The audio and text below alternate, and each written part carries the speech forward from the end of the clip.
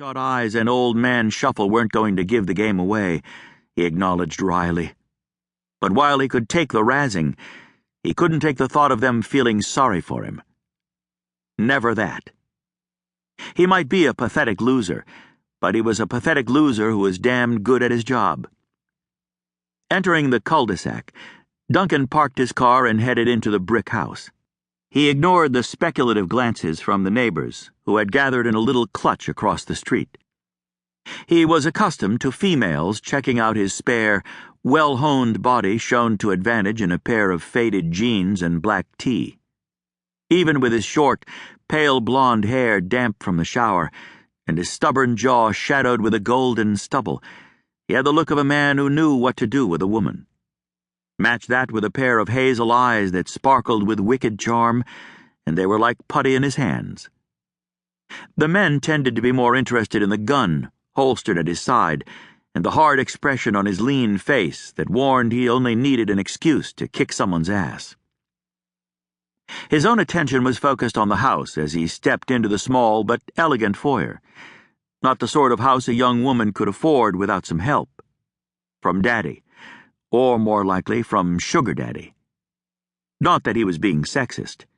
He couldn't afford a damn tool shed in this frou-frou neighborhood, even if his old da chipped in every penny he made driving a cab.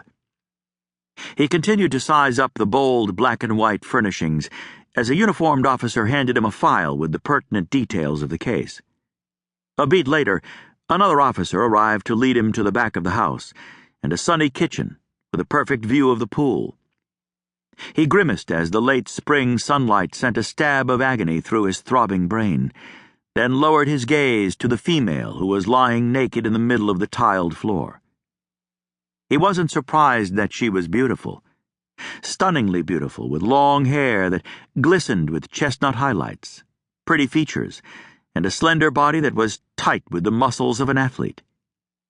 What did surprise him was the lack of any sort of violence. She looked like she'd simply lain down in the middle of the floor and quietly passed away. In his experience, lovely young women who were killed on Sunday morning were beaten to death by a jealous boyfriend, or raped and killed by a passing psycho. Not what? His brows jerked together as he took a swift inventory of the kitchen, noting everything was in pristine place, not so much as a coffee mug left in the sink.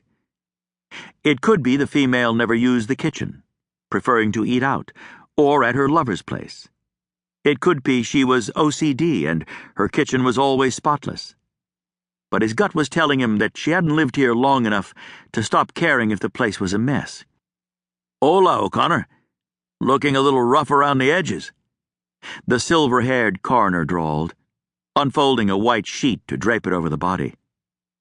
"Heard that Susan found herself a decent man to make an honest woman of her." Yeah, so decent he was banging her in Duncan's own bed. Flipping off his companion, Duncan opened the file and glanced through the meager info that had been gathered on the female. Who found the body? A silent alarm was tripped. Cause of death? She's missing her heart. Duncan froze, his gaze searching the victim's unmarred skin and the obvious lack of blood. How the hell could she be missing her heart? "I don't know," Frank Sanchez admitted, the bite in his raspy voice expressing his opinion of "I don't know." "But I ran the portable MRI over her 3 times to be sure." The older man could be a pain in the ass to work with, but he knew his shit.